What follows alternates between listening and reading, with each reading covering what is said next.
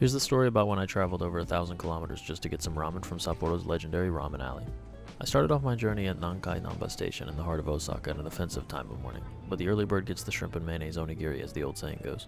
Then it was off to the airport for a short flight north to Sapporo. Look at this fancy train with all sorts of luxuries and a faster top speed and all this other cool fantastic. This is my train, the Plainsmobile 5000. You know what, I'm not going to complain. I like this train better. This train is wonderful. I don't need some fancy train. It's like when you tell your mom you want to ride the fancy train, but she says you have fancy train at home. I hopped onto my new favorite train and sunk into the seats, and I was delighted to see that there was barely anyone on the train, which made me happy because I could admire scenic apartment buildings in peace, but sad because I won't meet any mysterious wizards on my journey.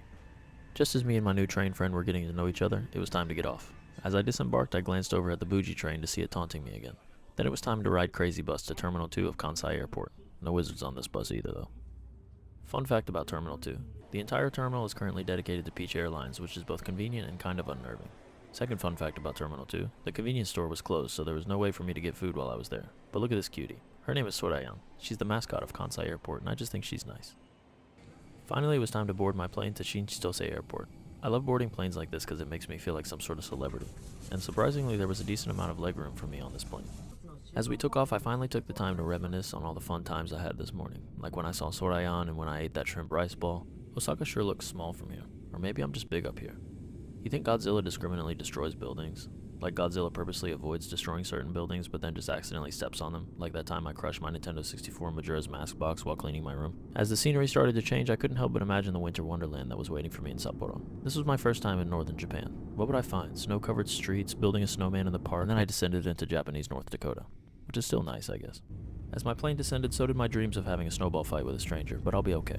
Once my plane settled down, I tried to get the attention of the workers to get them to wave at me, but it didn't work, so I ran away in embarrassment to the Pokemon store located inside of the airport. They had all sorts of exclusive aviary accessories, but what I really wanted was this Pilot Pikachu statue. It obviously wasn't for sale, but I decided I'd do what I saw a kid do once and just lay on the floor face down until I got my way. It didn't work, so I got this cabin attendant Pikachu instead. Stomach growling, I decided it was time for me to head into Sapporo. My hunger clouded my judgment, so I missed out on some of the secrets of this airport, but don't worry, I'm coming back after my ramen, so stick around. After a wonderful train ride and passing a few fancy colorful houses, I arrived at the elegant and sleek Sapporo station. Just out of view of this camera angle is the tallest building in all of Hokkaido, but I forgot to take a picture of it. Depressed by my film faux pas, but determined, I admired an art piece called Boca Statue, which has a whole bunch of naked people. And to my surprise, Joe Biden was actually there to welcome me. Thank you for your time.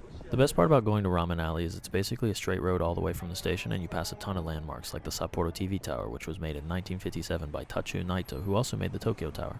I guess the guy just really liked building towers. I don't blame him. We've all caveman brained before and built a 1x1 tower to the sky in Minecraft for no reason.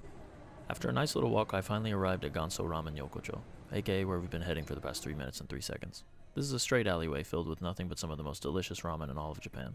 I knew that most of these places weren't open until dinner, but I had no idea it would be such a ghost town at 12:40 p.m.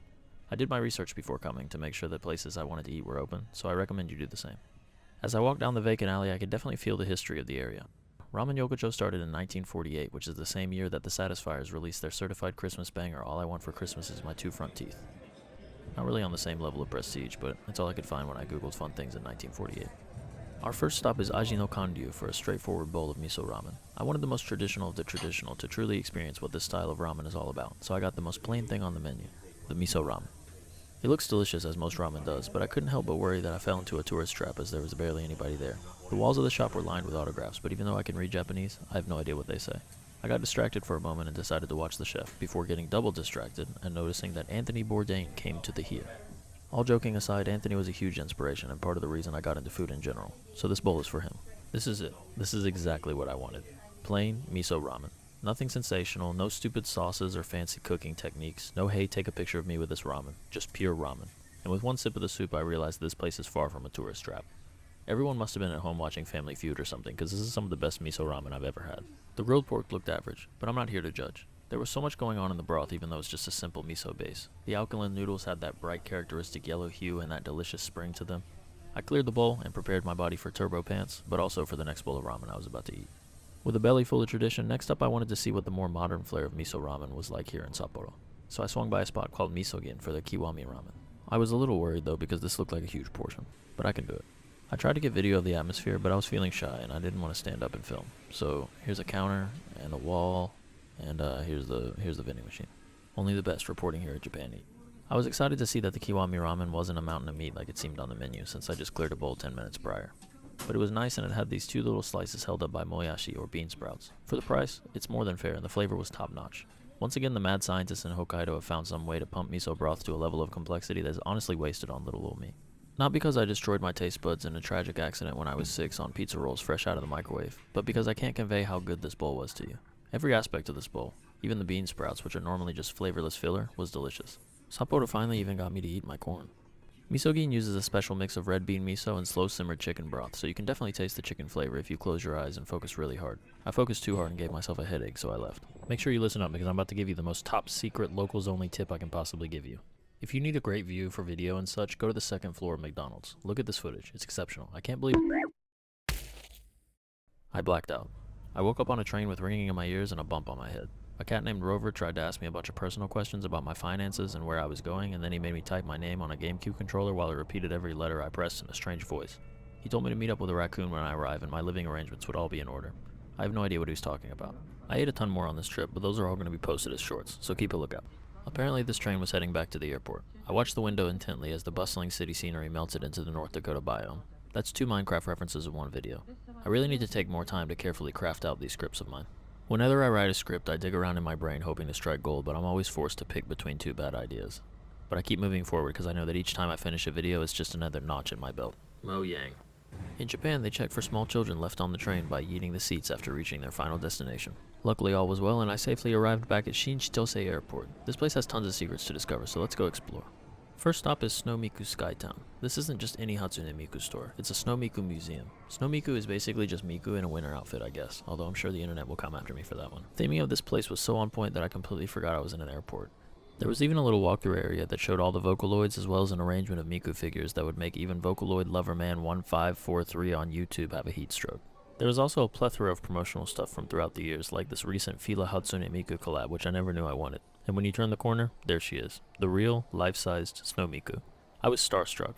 Even though I was only here for a brief moment, I left this place a Snow Miku fan. I was upset, but it was time to say goodbye to Snow Miku, and I wandered around the airport a little bit more, blown away by the sheer amount of stuff that's in this place. There's a full-fledged movie theater and a game center that I had to check out. I wanted to try to win something to take home, but I didn't have much room left in my backpack, so I settled on the most reasonable thing I could possibly get. Not an adorable Pichu plush, not one of these 55 million Hatsune Miku figures. I needed something practical, something that wouldn't weigh me down, something a little bit more useful, so I decided on Pringles. And I'll just let you watch how that worked out.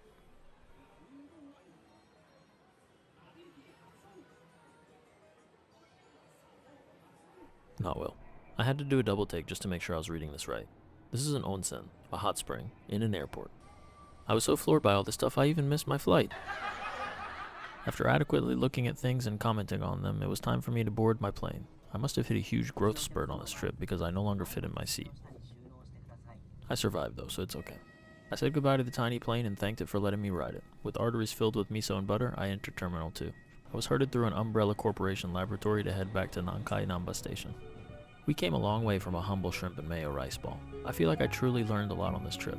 I learned about Snow Miku, I learned about ramen, but most importantly, I learned about myself. I learned that this world is small, and just a simple plane ride can transport you to a place of complete unfamiliarity, even in the same country. I hope this video encourages you to get out and explore a little bit. Who knows what's waiting for you? Maybe you'll meet a wizard. Because I sure didn't, so honestly this whole trip was a waste, and I'm never traveling again. Don't even ask me to put out a fire if it's outside, because I'm not going. I want to take a second to be completely serious and thank you all so much for nearly 500,000 subscribers. It blows my mind that we've come this far, and I'm forever grateful that you take the time out of your day to watch me out of all the millions of talented content creators in the world. I'll keep trying my best to produce quality content for you guys, even though I have no idea what I'm doing. Either way, thank you so much. How should I end this video? Should I